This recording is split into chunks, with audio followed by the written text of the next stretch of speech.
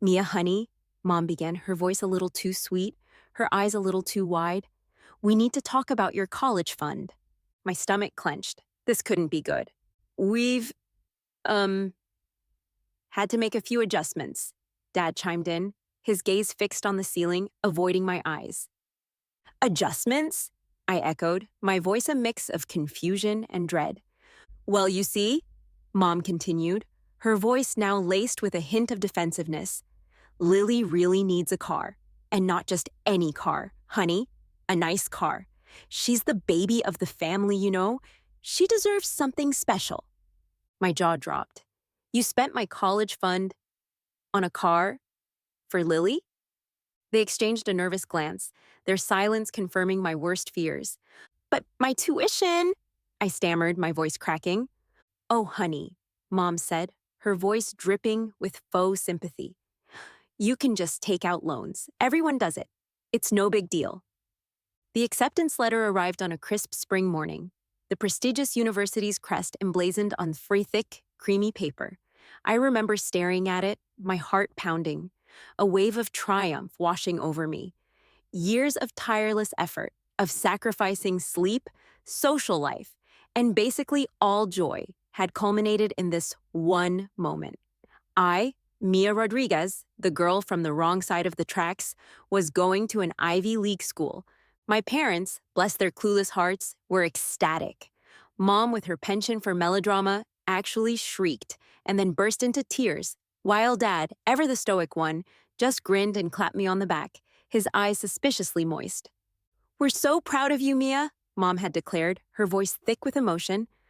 All those late nights studying, all those extra shifts at the diner, it all paid off.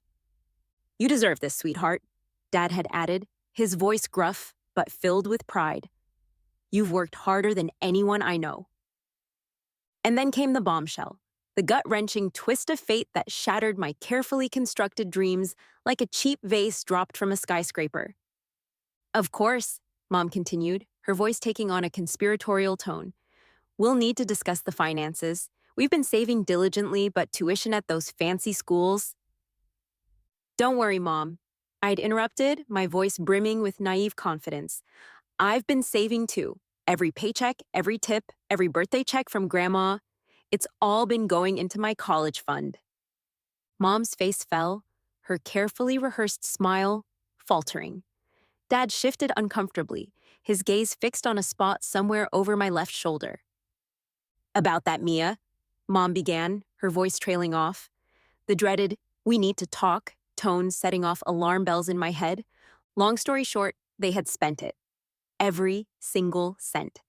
My college fund, the culmination of years of sacrifice, of late nights and greasy diner shifts, had vanished into thin air, or rather into a brand new cherry red convertible for my younger sister Lily. So yeah, years of sacrificing sleep, social life, and basically all joy. And they blew it on a car for Lily. A car. Apparently my future wasn't as shiny as a new set of wheels. The injustice of it all was staggering. Lily, the baby of the family, the princess who could do no wrong, had been gifted my future, my dreams, my hard-earned opportunity, wrapped in a shiny red bow. But my college fund, I stammered, my voice cracking, the world tilting on its axis. Oh, honey, Mom said, her voice dripping with faux sympathy. Don't worry about that. You can always take out loans. Lily deserves something nice. She's the baby, you know how it is. Deserve? Loans? The words bounced around my head, their meaning distorted, their implications devastating. My parents, the people I had trusted, the people who were supposed to support my dreams, had not only stolen my future, but also saddled me with a mountain of debt before I even set foot on campus. The fluorescent lights of the convenience store flickered, casting long, eerie shadows across the aisles. I was restocking the shelves, the monotony of the task, a dull ache in my soul. College, the dream that had once burned so brightly, was now a distant memory, a fading ember of what could have been. Instead, here I was, working the graveyard shift, my future as bleak as the empty parking lot outside. My parents, having successfully launched Lily into the world of designer labels and college sororities, had washed their hands of me, their investment deemed a failure. "You're 18 now, Mia," Mom had declared, her voice devoid of emotion. "Time to stand on your own 2 feet." And so I did, my independence a thinly veiled exile, my own 2 feet planted firmly on the sticky linoleum floor of a 24/7's convenience store. Then came the robbery. A masked figure, a gun glinting in the harsh light, a demand for cash that escalated into a panicked struggle, a deafening gunshot, and then darkness. As my lifeblood seeped onto the cold tile floor, a single thought echoed through my mind. It's not fair. Years of sacrifice, of hard work, of dreams deferred, all for nothing. My future stolen not once, but twice. First by my parents, then by a desperate thief with a trigger-happy finger. And then the unexpected happened. I woke up. Not in a hospital bed, not in some pearly-gated afterlife, but in my own bed. The familiar floral wallpaper a jarring contrast to the sterile white I had expected. I sat up, my heart pounding, my mind reeling. The date on the calendar confirmed the impossible. I was back. 2 years in the past, 2 years before the betrayal, 2 years before my life had veered so tragically off course. Okay, so dying, not recommended, but waking up 2 years in the past, suddenly very appealing, especially when you consider the karmic possibilities. Oh, the initial shock gave way to a surge of something I hadn't felt in years. Hope. This was my chance, my opportunity to rewrite the script, to reclaim my future, to make things right. And this time, I wouldn't be a naive pawn in my parents' game. I would be the player, the strategist, the one calling the shots. The anger, the resentment, the bitterness, they were still there, simmering beneath the surface, a potent fuel for my newfound determination. The first step was deception. I had to play the role of the naive, grateful daughter, oblivious to the impending betrayal, wide-eyed wonder at the mention of college brochures, enthusiastic inquiries about campus tours, and heartfelt expressions of gratitude for their unwavering support. "Oh, Mom, Dad," I'd gush, my voice dripping with faux innocence. "You're the best. I can't believe you're doing all this for me." They'd beam, their chests puffed with pride, their eyes gleaming with the satisfaction of a job well done. Little did they know that their little pawn was about to become a queen. Behind the scenes, I was orchestrating my own financial liberation. I opened a new bank account, a secret vault where I would deposit every penny I earned from my various part-time jobs. I even managed to secure a small scholarship, a testament to my academic achievements and a subtle jab at my parents' assumption that I was reliant on their generosity. Acting surprised and grateful for their support was Oscar-worthy, if I do say so myself.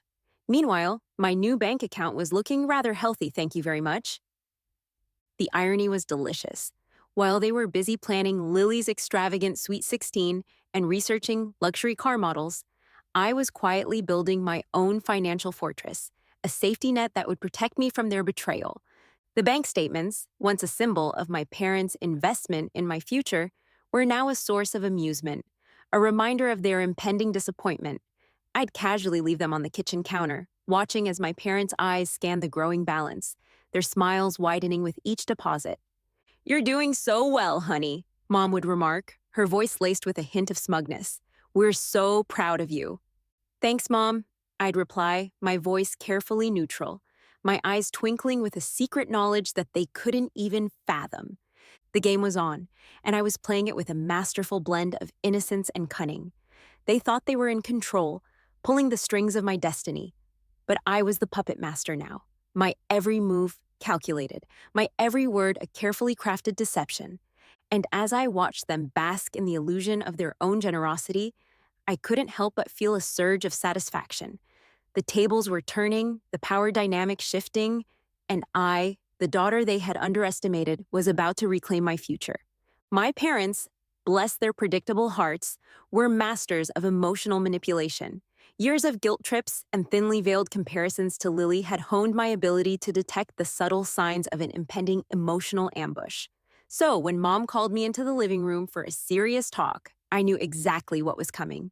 "Mia, honey," she began, her voice trembling with faux concern, "we need to discuss your college plans." I feigned surprise, my eyes widening with exaggerated innocence. "What about them?" I asked, my voice carefully neutral. Well, she continued, her voice dropping to a conspiratorial whisper, we've been having some financial difficulties. Difficulties? I echoed, my voice laced with a hint of alarm. What kind of difficulties? She sighed dramatically, dabbing at the corner of her eyes with a tissue that was suspiciously dry. Your father's business hasn't been doing well, she explained, her voice thick with emotion. And with Lily's needs? She trailed off, letting the implication hang in the air. Lily's needs, of course, translated to designer clothes, extravagant parties, and the ever-present demand for a new car. So what does this mean for my college fund? I asked, my voice carefully controlled, my eyes fixed on hers.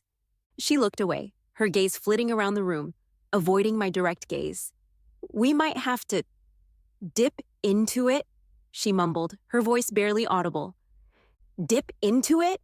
I repeated, my voice rising in indignation. But that's my future! You promised! Turns out, guilt tripping works both ways. Mom was practically spilling the beans about their emergency fund while dabbing at imaginary tears. Honestly, the theatrics were exhausting. I launched into a carefully rehearsed tirade, my voice trembling with a mixture of anger and despair. I accused them of betrayal, of sacrificing my future for Lily's frivolous desires, of breaking their promises and shattering my dreams. Mom, overwhelmed by my emotional outburst, crumbled like a poorly constructed sandcastle. She confessed to their financial mismanagement, their secret stash of savings, their misguided attempts to provide for Lily. We just wanted to give her the best, she sobbed, her voice thick with regret. She's our baby, Mia. We couldn't bear to see her disappointed. I listened patiently, my heart hardened against her crocodile tears, my mind calculating the next move. I had extracted the information I needed, the location of their hidden accounts, the extent of their financial deception. The guilt trip, it seemed, had worked in my favor, and as I left the living room, my parents' sobs echoing behind me, I couldn't help but feel a surge of satisfaction. The game was on, and I was winning. The day arrived with a delicious sense of anticipation. It was the deadline for tuition payment, the day my parents had planned to swoop in and borrow from my college fund to finance Lily's dream car. I, however, had other plans. Armed with the knowledge gleaned from my expertly executed guilt trip, I had spent the past few weeks siphoning off their hidden savings, transferring the funds to my secret account. It wasn't easy, requiring a delicate balance of stealth and plausible deniability. But hey, desperation breeds creativity, and I was nothing if not resourceful. With a smug grin, I logged into the university's website, my heart pounding with a mix of excitement and vindication. I navigated to the payment portal, entered the hefty tuition amount, and, with a triumphant flourish, clicked the Submit button. The confirmation screen appeared, a glorious testament to my victory. Tuition, paid in full. My future, secured. Lily's dream car, suddenly a distant, unattainable fantasy. The confrontation that followed was a masterpiece of carefully orchestrated drama. I waited until dinner, the entire family gathered around the table, the aroma of Mom's overcooked casserole filling the air with a sense of impending doom. Mom, Dad, I announced, my voice carefully casual, I have some good news. They exchanged a nervous glance, their smiles a little too tight, their eyes a little too wide. I paid my tuition today, I continued, savoring the moment, in full. The blood drained from their faces, their smiles vanishing like cheap makeup under a spotlight. Lily, oblivious to the gravity of the situation, continued shoveling pasta into her mouth, her eyes glued to her phone. You what? Mom stammered, her voice barely a whisper. I paid my tuition, I repeated, my voice firm, my eyes fixed on theirs. With my own money. But the college fund, Dad mumbled, his gaze darting nervously towards the hallway, as if expecting a SWAT team to burst through the door. Oh, that, I said, my voice dripping with faux innocence. I decided to use my own savings, the ones I've been working so hard to accumulate. The look on their faces when they realized the money was gone? Priceless. Absolutely priceless. Mom's carefully constructed composure crumbled. her face contorting into a mask of rage and disbelief. Dad, ever the passive enabler, just stared at me, his mouth agape, his eyes wide with shock. Lily, finally realizing that something was amiss, looked up from her phone, her face contorted in a petulant frown. What's going on? Where's my car money? Your car money? I echoed, my voice laced with amusement. Oh, honey, you'll have to find another source of funding for that. Perhaps a lemonade stand? Or maybe you could sell some of those designer bags you're so fond of. Lily's face turned an interesting shade of purple, her indignant protests drowned out by Mom's furious accusations and Dad's bewildered stammering. I sat back and enjoyed the show. The chaos a symphony of my own making. The game was on, and I was winning. My tuition was secured, my future was back on track, and my parents were left to grapple with the consequences of their own deceit. Justice, it seemed, was a dish best served cold, with a side of karmic retribution. Freedom. That's the word that best described my college experience. Freedom from financial worries, freedom from my parents' suffocating expectations, freedom to explore, to learn, to discover who I truly was. Turns out, college is a lot more fun when you're not drowning in student loans. Who knew? While my parents were scrambling to cover their expenses, juggling bills, and fending off debt collectors, I was thriving. I joined clubs, attended lectures, and immersed myself in the vibrant campus life. I made friends, real friends, who valued me for who I was, not for what I could do for them. I excelled in my classes, my grades a testament to my newfound focus and motivation. No longer burdened by the weight of financial anxiety, I could dedicate myself fully to my studies. My mind sharp, my curiosity insatiable. The contrast between my life and my family's was stark. Their phone calls were a constant barrage of complaints and thinly veiled pleas for help. Mom's voice, once laced with smug satisfaction, now dripped with bitterness and resentment. "It's not fair, Mia," she'd whine, her voice cracking with self-pity. "We sacrificed so much for you, and now you're living the high life while we're struggling to make ends meet." Sacrificed? I'd echo, my voice laced with irony. You mean like sacrificing my college fund for Lily's car? Or sacrificing my emotional well-being for your own selfish desires? The silence on the other end of the line was deafening. They had no response, no defense against the truth of my words. Their attempts to guilt-trip me, to manipulate me into bailing them out, fell flat. I had learned my lesson, and I wasn't about to fall for their tricks again. Instead, I focused on building my own future, a future free from their toxic influence, a future where my success was my own, not a reflection of their ambitions. I attended networking events, made connections with industry leaders, and secured internships that would pave the way for a successful career. And as I watched my parents' world crumble under the weight of their own poor choices, I couldn't help but feel a sense of satisfaction. They had tried to control my destiny, to mold me into their image of success. But I had broken free, forged my own path, and emerged stronger, more resilient, and more determined than ever. The game was still on, but the power dynamic had shifted. I was no longer the pawn, the victim, the means to an end. I was the player, the strategist, the one in control. And as I watched my parents struggle, their dreams fading, their ambitions thwarted, I couldn't help but smile. The tables had turned, and I was finally getting the last laugh. My parents, masters of emotional manipulation, seemed to have forgotten that I'd earned a PhD in their brand of guilt-tripping.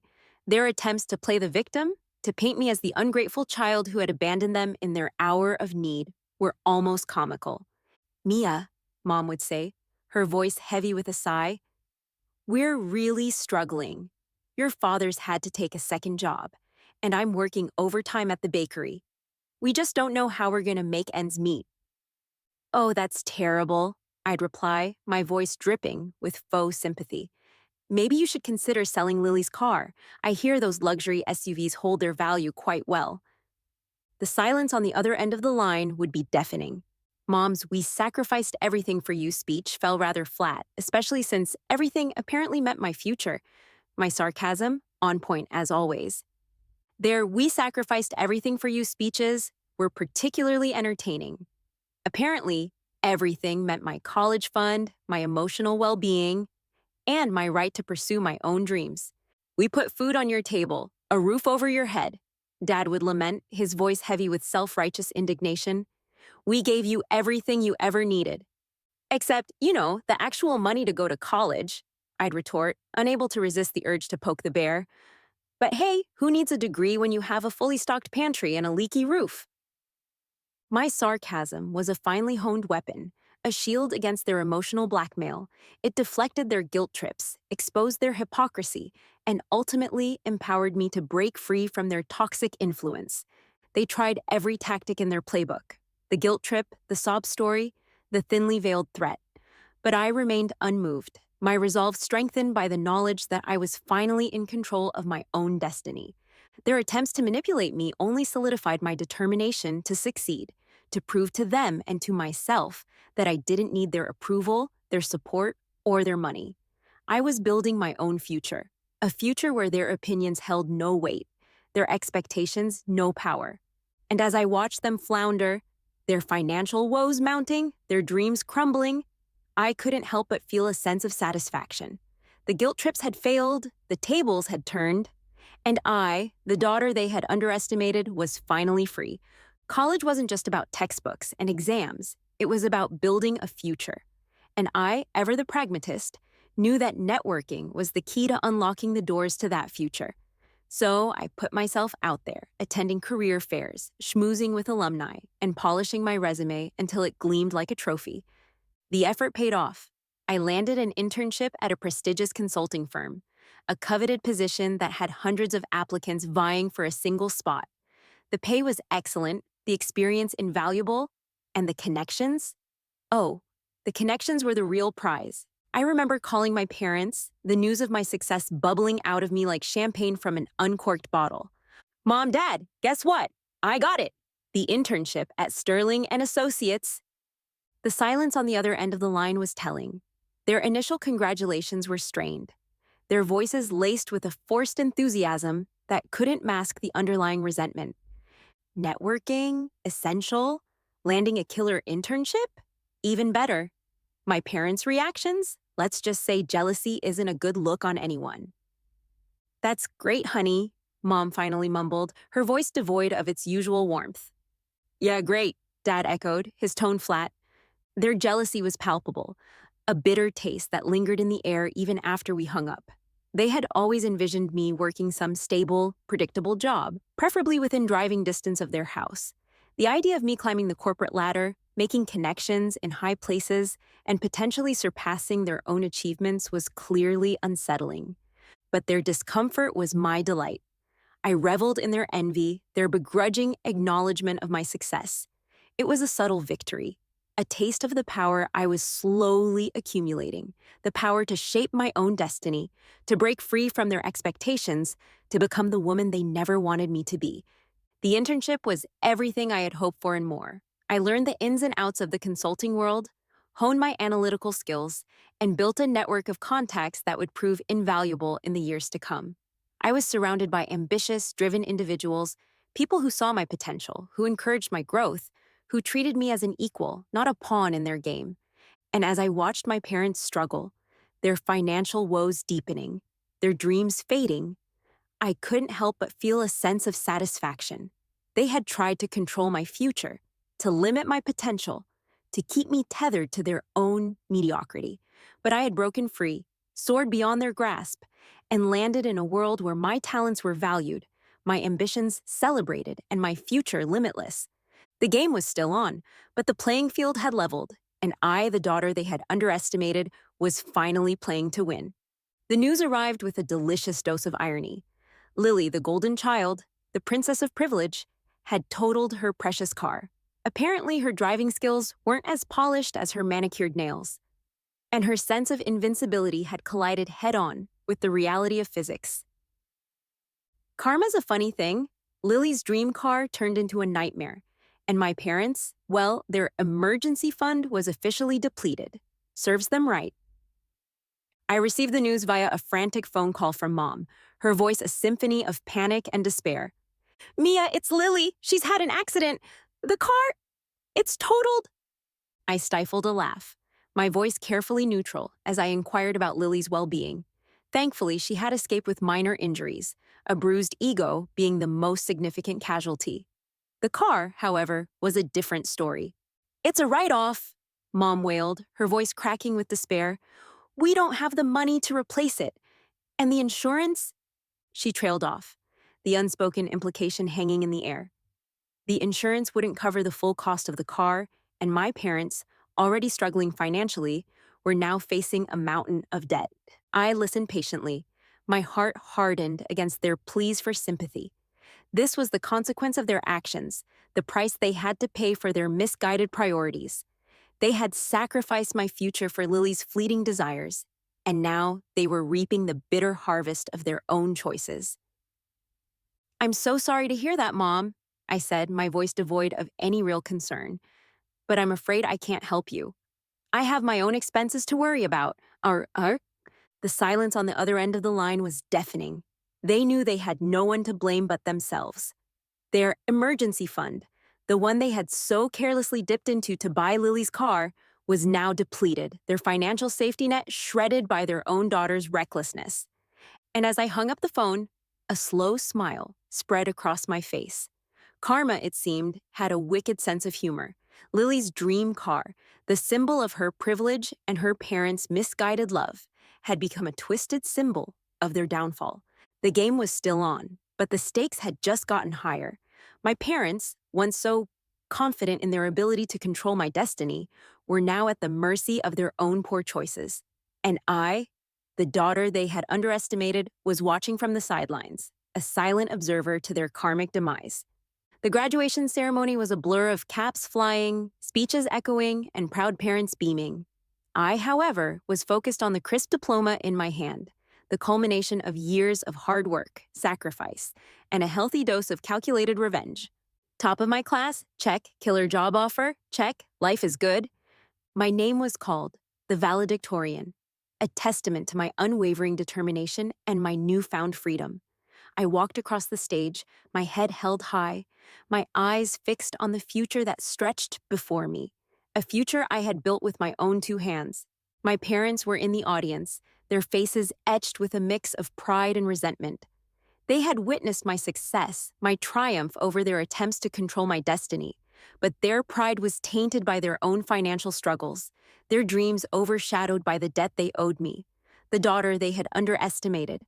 Lily, predictably, was absent. Her life, once a whirlwind of parties and privilege, had spiraled into a monotonous cycle of dead-end jobs and failed relationships. The golden child, stripped of her luster, was now a tarnished reminder of my parents' misguided priorities. As I accepted my diploma, a wave of satisfaction washed over me. I had proven them wrong, defied their expectations, and emerged from the ashes of their betrayal stronger and more determined than ever. My success was my own, a testament to my resilience, my intelligence, and my unwavering belief in myself. And as I walked off the stage, my diploma clutched tightly in my hand, I couldn't help but smile. The game was over, and I had won. I had a killer job offer waiting for me, a future filled with possibilities, and a sense of satisfaction that no amount of money could buy. The knock on my new apartment's door was hesitant, almost timid. I knew who it was before I even opened it. My parents, their faces etched with worry lines and a healthy dose of shame, stood on the threshold, their eyes pleading for a mercy they didn't deserve. "Mia," Mom began, her voice a shadow of its former confidence, "we need to talk." They came crawling, naturally, and I, being the magnanimous person I am, offered them a deal with interest, collateral, and a legally binding acknowledgement of their misappropriation of funds. They signed. Desperate times, desperate measures. I stepped aside, allowing them to enter the room, my gaze sweeping over their worn clothes, their faded smiles, the tangible evidence of their financial struggles. Lily, predictably, was absent, her own problems apparently too trivial to warrant a visit to her older sister, the one she had so readily dismissed as a nerd and a loser. "We're in trouble, Mia," Dad confessed, his voice heavy with defeat. "The bills are piling up, the bank is threatening to foreclose on the house, and—" He trailed off, unable to articulate the depth of their despair. They had gambled on Lily, their golden child, and lost. Their investment in her fleeting dreams had yielded nothing but debt and disappointment. I listened patiently, my heart hardened against their pleas for sympathy. They had made their bed, and now they had to lie in it. But a flicker of something else stirred within me, a sense of satisfaction, a perverse pleasure in witnessing their downfall. "So what do you want from me?" I asked, my voice carefully neutral, my expression betraying nothing of the emotions churning within me. "We need your help, Mia," Mom pleaded, her eyes filled with tears that I knew were more for her own misfortune than for any genuine remorse. "We need a loan." A loan. The irony was almost too delicious to bear. The parents who had stolen my college fund, who had gambled away my future, were now begging me for financial assistance. "A loan?" I echoed, my voice laced with amusement. "And what makes you think I'd be willing to lend you money after what you did?" "We're your parents, Mia," Dad said, his voice rising in indignation. "You have an obligation to help us." "Obligation?" I scoffed, my anger finally breaking through the facade of indifference. "You forfeited that right when you stole my future, when you prioritized Lily's whims over my dreams." They looked at me, their faces etched with shame and desperation, their arguments crumbling under the weight of their own guilt. They knew they had no leverage, no moral high ground to stand on. And so, I offered them a deal that would not only secure my financial future, but also serve as a constant reminder of their betrayal. A loan, yes, but with a hefty interest rate, a legally binding contract, and collateral that included their house, their cars, and any remaining assets they might possess. They hesitated, their pride battling with their desperation. But in the end, they had no choice. They signed the contract, their hands trembling, their eyes filled with a mixture of resentment and defeat. The game was over, and I had won. The daughter they had underestimated, the daughter they had betrayed, was now their creditor, their landlord, the master of their fate. And as I watched them leave my dorm room, their shoulders slumped, their heads bowed, I couldn't help but feel a surge of triumph. Justice, it seemed, had a price, and my parents were about to pay it with interest. Lily, the once radiant sun of the family solar system, had become a sputtering, dying star. The crash, both literally and metaphorically, had stripped away the sheen of privilege, revealing the brittle, entitled core beneath. Her golden child status had officially tarnished. Jobless, directionless, and still blaming everyone but herself. Classic. The last time I saw her, she was a shadow of her former self. Gone were the designer clothes and the air of effortless superiority. In their place was a faded t-shirt, ripped jeans, and a sullen expression that spoke volumes about her fall from grace. "It's not fair," she whined, her voice laced with bitterness. "You got everything, Mia. The fancy college, the great job, the freedom, and I'm stuck here, with nothing." "You had your chance, Lily," I reminded her, my voice flat, devoid of sympathy. "You had the car, the parties, the endless support, but you squandered it all." She looked away, her eyes filled with a mixture of resentment and self-pity. "It's not my fault," she mumbled, her voice barely audible. "It's Mom and Dad's. They spoiled me. They gave me everything I ever wanted. They never taught me how to... She trailed off, unable to articulate the life skills she lacked, the responsibilities she had never learned, the consequences she had never faced. "They made their choices, Lily," I said, my voice hardening. "And now, you're all paying the price." She glared at me, her eyes filled with a hatred that was as misplaced as it was intense. "You think you're so much better than me, don't you?" She spat, her voice laced with venom. "You think you're so smart, so successful, but you're just lucky. You were in the right place at the right time." "Luck?" I echoed, a humorless laugh escaping my lips. "Luck had nothing to do with it, Lily. I worked hard, I sacrificed, I fought for everything I have. And you? You just sat back and expected everything to be handed to you on a silver platter." She opened her mouth to retort, but no words came out. The truth of my words, the stark contrast between our lives, was undeniable. She was the victim of her own entitlement, the product of a system that had rewarded her for simply existing. not for striving, not for achieving. And as I looked at her, the bitterness etched on her face, the resentment burning in her eyes, I couldn't help but feel a twinge of pity. She was a cautionary tale, a reminder of the dangers of unearned privilege, the fragility of a life built on a foundation of entitlement and self-deception.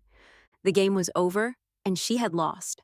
But her loss was not my victory. It was a tragedy, a testament to the destructive power of misplaced priorities and the enduring legacy of a family that had valued appearances over substance, fleeting desires over lasting achievements.